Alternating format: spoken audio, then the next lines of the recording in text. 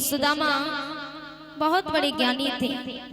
उन्होंने जैसे चने की पोटली पकड़ी, उन्हें झटका लगा, वो समझ गए कि ये चने श्रापित हैं। तो भगवान को बचाने के लिए सुदामा ने श्राप अपने सर लिया था। अगर मैं श्रापित हो जाऊंगा तो मुझे देखने वाले तो प्रभु श्री हरि नारायण हैं, लेकिन अगर प्रभु ने ही चने खा लिए, सारी दुनिया भगवान से झोली फैला करके भीख मांगती है, और यदि भगवान ही दुनिया वालों से भीख मांगने लगेंगे तो भगवान हमारे भक्त में क्या फर्क रहेगा। इसलिए सुदामा ने वो श्राप जानबूझ करके अपने सर लिया था। मित्रता हो तो कृष्ण सुदामा की तरह, वरना इस संसार में तो लोग मतलब के लिए यूज करते हैं सबको। मतलब रहता है तब तक मित्रता दिखाएंगे कि ये मेरा मित्र है, ये मेरा दोस्त है। क्यों? क्योंकि आपकी पॉकेट में पैसा है, इसलिए। पास पैसा न हो, आज वाले ना किसी को, जो दिन रात कहते ना कि भाई तेरे लिए जान हाजिर है, जब तक आपके पास पैसा रहता है तब तक लोग कहते कि भाई तेरे लिए जान हाजिर है, तू रात में भी याद आएगा करेगा ना तो तेरा मित्र रात में हाजिर होगा। लेकिन उस पर जब मुसीबत आ जाए ना तो वही मित्र उसी को जब याद करते तो वो भी बहाने बनाने लगता है। इस संसार में कोई अपना नहीं होता प्यार। माँ से बढ़कर के यदि कोई सबसे सच्चा और सबसे बड़ा मित्र कोई है तो वो एक माँ है। माँ से बढ़कर के दुनिया में कोई मित्र नहीं हो सकता। मित्रता सीखनी है, दूध और पानी से सीखो। दूध और पानी, पानी का रंग अलग होता है, दूध का रंग अलग होता है। पानी का स्वाद अलग और दूध का स्वाद भी अलग। लेकिन पानी को जब दूध में मिलाते हैं ना तो पानी अपना सब कुछ खो बैठता है, अपना रंग रूप गुण भाव स्वाद सब कुछ खो बैठता है और दूध में मिल जाता है। तो दूध कहता है कि भैया तू मेरे कारण अपना दायित्व मिटा करके आया है, तू अपना अस्तित्व मिटा करके आया है, सब कुछ खो करके तू मेरे कारण आया है, तो कोई बात नहीं, चिंता मत कर, मैं तुझे अपना रंग रूप गुण भाव सब कुछ दूंगा। तो दूध पानी को अपना रंग रूप गुण भाव सब कुछ दे देता है। इसलिए दूध में पानी पता चलता है? नहीं चलता पता, क्योंकि दूध अपना सब कुछ पानी को सौंप देता है। और जब उसी दूध को गर्म करते तो पानी भी कहता है कि भैया तूने मुझे अपना सब कुछ सौंप दिया, तो जब तक मैं हूं तब तक तेरे ऊपर आंच नहीं आने दूंगा। तो दूध को पकाते हैं तो पानी जब तक रहता है तब तक दूध पर आंच नहीं आने देता। तो दूध भी कहता है कि भैया तू मेरे कारण अपने आप को मिटाने जा रहा है, लेकिन मैं तुझे मिटने नहीं दूंगा। तो दूध उफान भर के उठता है आग बुझाने के लिए। इसलिए प्यारे, मित्रता हो तो दूध पानी की तरह, वो तो मित्रता है जो एक दूसरे के काम जीवन भर आते रहे। लेकिन यहाँ तो लोग मित्र मित्र तो दूर की बात, सगा भाई अपने भाई को नहीं बख्शता, भाई भाई को मार देता है। कि इस जमाने में कलेजा तक हिला देते हैं लोग, इस जमाने में कलेजा तक हिला देते हैं लोग, सगे भाई को जहर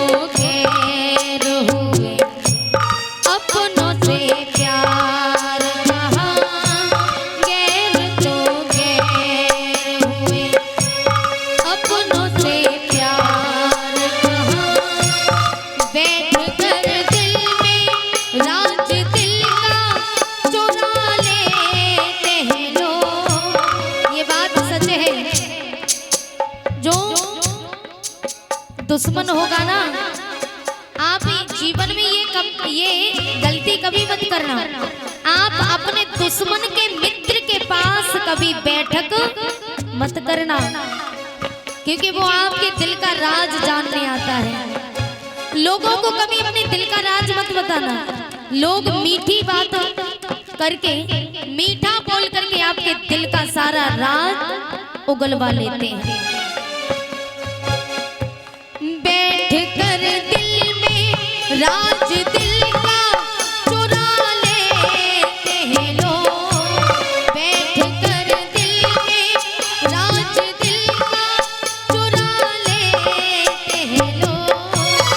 सगे भाई को जहर हंस कर पिला देते हैं लोग। सगे भाई को जहर हंस कर पिला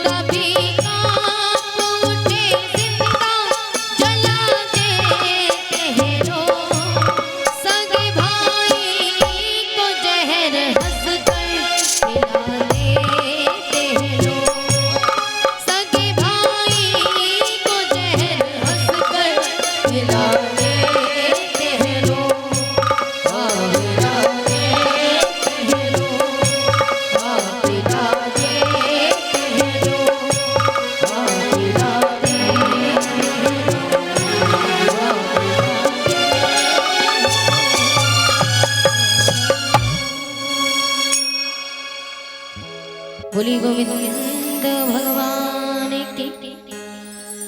सुदामा भगवान श्री कृष्ण को बचाने के लिए श्राप अपने ऊपर ले लेते हैं।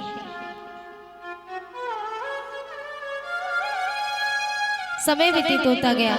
भगवान श्याम सुंदर और सुदामा आश्रम में वापस लौट के आए। बारिश बंद होने के बाद संध्या के समय भोजन पानी किया।